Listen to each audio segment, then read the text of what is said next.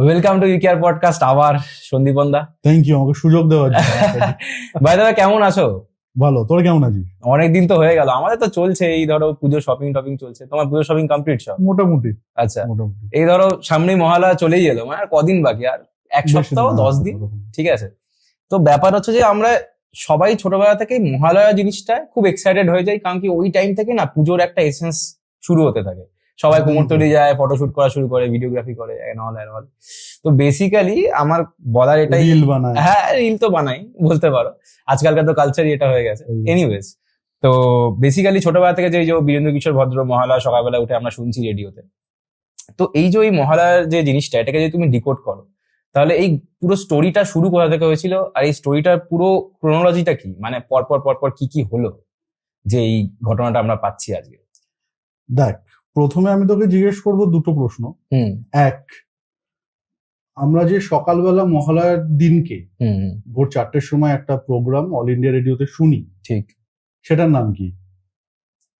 মহালয়া, মহিষাসুর মর্দিনী। হ্যাঁ, এক। হ্যাঁ। আর 2 নম্বর, হ্যাঁ।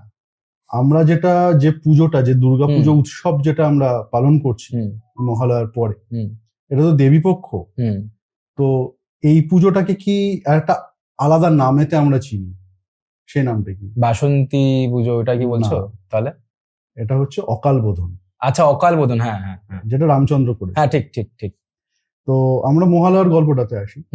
প্রথমে মহালয়ার গল্পটা বলছে এরকম যে আমাদের যেরকম সামার সলস্টিস আর উইন্টার সলস্টিস যেমন একটা ব্যাপার আছে, ঠিক সেরকম ভাবে দেবতাদের অনেকগুলো রকম সাইকেলস থাকে। তার মধ্যে দুটো সাইকেল হচ্ছে উত্তরায়ণ আর দক্ষিণায়ন।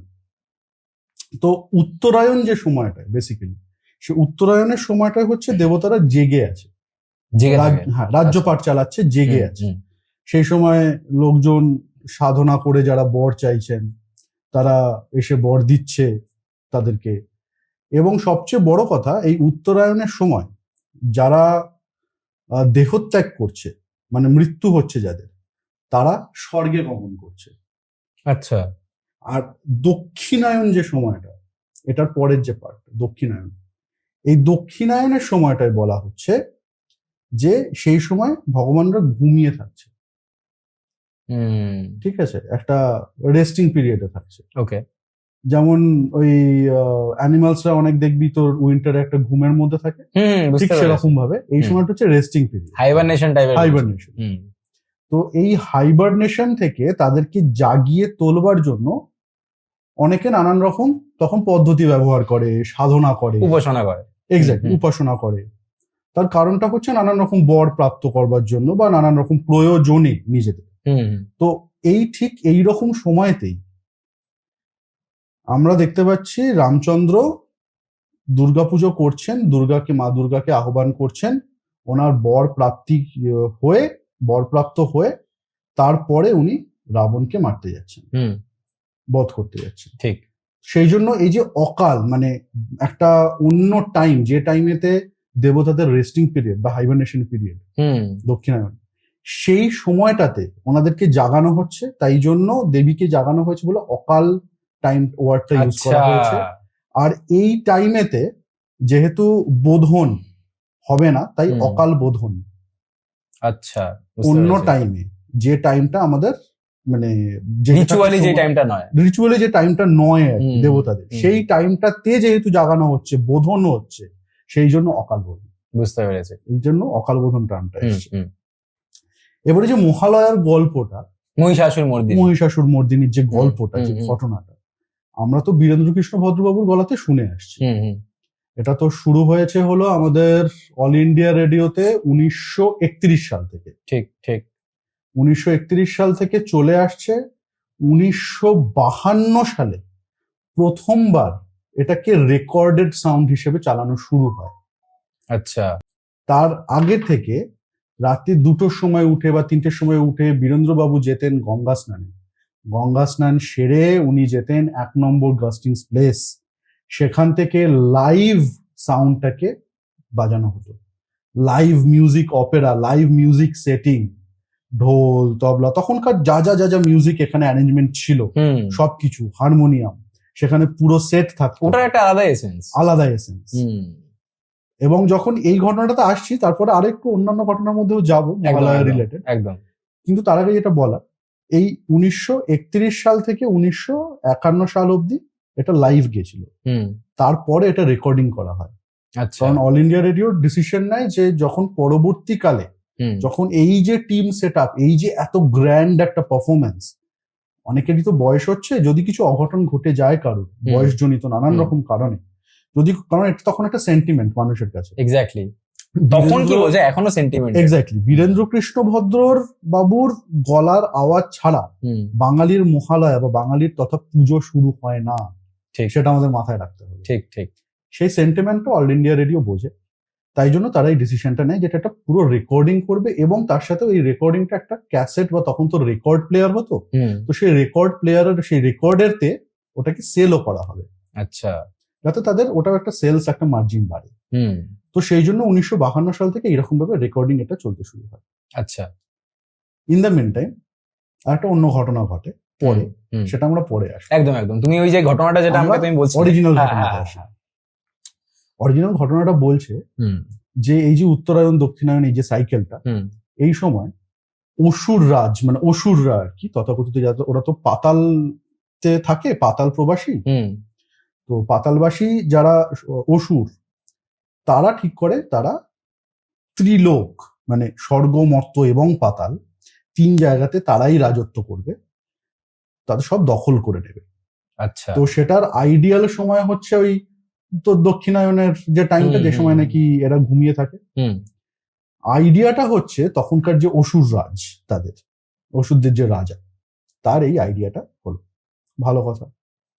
তো এই আইডিয়াটা করার আগে, মানে যখন তিনি আইডিয়াটা এলেন, যখন এইটা নিয়ে ডিসকাশন করলেন, সেই সময় তো উনি দেখলেন যে ওনার তো শক্তি ওনাকে সঞ্চয় করতে হবে, কারণ যখন দখল করবেন সেই সময় তো ধর জেগেও বা গেল দেবতারা, মোকাবেলা করবে, তাকে তো যুদ্ধ হবে, তাকে তো আটকাতে হবে।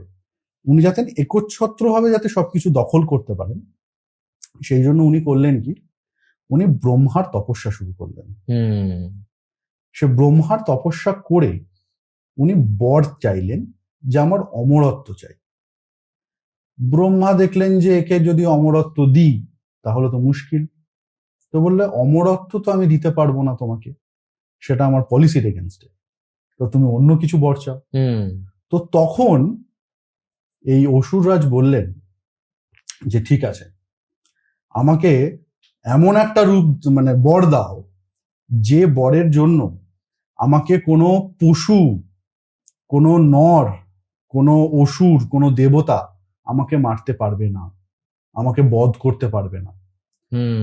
এটা মানে হলো কি, মানুষ, পশু, দেবতা কেউ ওকে বধ করতে পারছে না।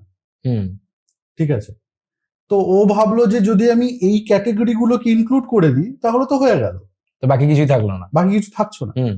কিন্তু একটা ক্যাটেগরি ভুলে যায়, সেটা হচ্ছে নারী। কারণ সে নারীকে তাচ্ছিল্য করেছিল, নারীর তো শক্তি নেই, অবলা, সে তাকে তাচ্ছিল্য করে।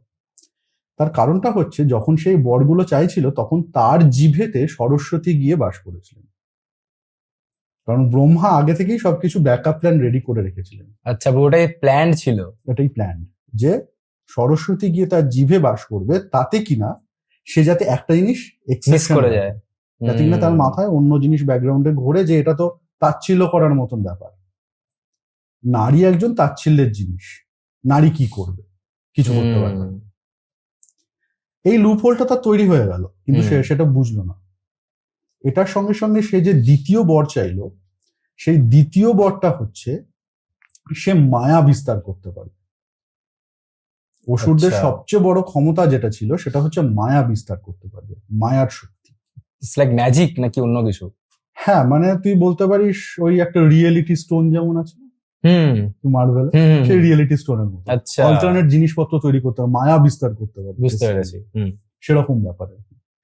আর থার্ড যে বরটা চাইলো সেটা হচ্ছে রূপ বদলানোর, মানে যখন যে পশু বা দেবতা বা নর নারী যার ইচ্ছে সে রূপ বদলাতে পারবে, যখন ইচ্ছে তখন। তো তার বক্তব্যটা এটাই ছিল যে সে যখন যেখানে খুশি যেতে পারবে, অন্যদের মধ্যে মিশে যেতে পারবে, তাকে তো কেউ কিছু মানে বুঝতেই পারবে না। হুম তাই জন্য সে ওই রকম বরটা নিল। এই ঠিক। 3টে বর সে চাইলো। এক, তাকে কেউ ওরকম মারতে পারবে না, হুম নর, পশু, দেবতা কেউ ওকে মারতে পারবে না, অসুর কেউ। আর 2 নম্বর হচ্ছে মায়া, আর 3 নম্বর যেটা বললাম। হুম ঠিক আছে, এই 3টে বর সে চাইলো। তো এই বর চাওয়ার পরে তাকে সে বর গ্রান্ট করা হলো। উইশ গ্রান্ট করার পরে চলে গেলেন ব্রহ্মা। হুম এও খুব খুশি হয়ে চলে এলেন।